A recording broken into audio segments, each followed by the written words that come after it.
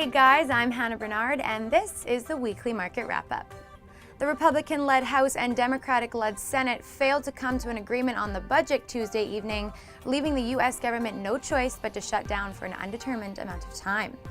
On Monday, in anticipation of the shutdown, markets took a hit, with the Dow sliding over 120 points. Remarkably, on Tuesday, the first full day of the shutdown, markets bounced back, up 62 points, fueled by the speculation the political wrangling would be short-lived. However, the realities of Washington have set in, and the markets continue to tumble this week. Thursday, the Dow Jones Industrial dropped again, this time sliding 136 points, losing nearly 1% of its overall value.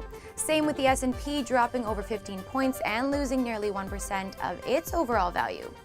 The strain the government shutdown is already putting on the markets will grow each day while we wait for political leaders to learn how to play nice in the sandbox.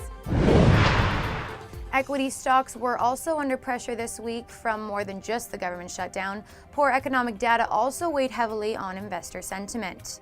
According to payroll processor ADP's National Employment Report released on Wednesday, U.S. private employers added only 166,000 jobs last month, down nearly 7% from economists' forecasts. All right, let's talk currencies. Forex markets were overall pretty bearish this week. The U.S. dollar lost significant ground as the shutdown raised questions about creditworthiness and the United States' ability to borrow money. The longer the conflict, the more likely we could retest multi-year lows. As expected, the dollar-yen pair was under significant pressure, which fueled a 300-point sell-off in the Japanese stock market. The euro-dollar pair was pushed up to the 136 level as the crisis in Washington took eyes off of Europe's own woes, particularly with Italy's ongoing political drama.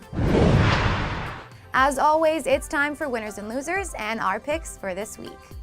The winner for this week is Global Payments Inc., ticker symbol GPN. Share prices jumped over 11% on Wednesday after delivering a strong earnings report and announcing a new CEO to take over the reins. Its full-year earnings forecast was also increased based on a decision for the company to buy back $100 million of its stock within this month. Margins are increasing on a quarterly basis, but the balance sheet does show a significant increase in long-term debt, which is something to consider before jumping on board.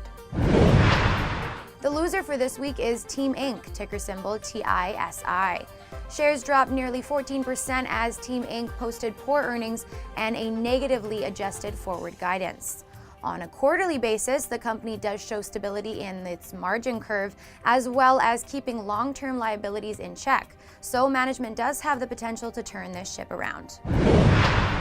Well, those are our winners and losers for this week. Now we want you to weigh in. Tell us in the comment section below what company is the loser and the winner for this week. Last but certainly not least, let's talk precious metals. Both gold and silver suffered a sudden and unexpected setback on Tuesday when, despite the government shutdown, prices fell hard. The following session brought both metals up to parity, but currently we are seeing a range-bound trading as market participants absorb the latest news from Washington. Palladium traded relatively flat this week as many of the large industrial names that utilize the metal were suffering speculative headwinds. However, a weaker dollar could give palladium an inflationary lift along with the monetary metals. And that wraps it up. Thanks again so much for joining us for another weekly market wrap-up. I really hope you enjoy this weekend, but before you leave, make sure to subscribe to our YouTube channel and find us on Facebook and on Twitter. For VNN, I'm Hannah Bernard.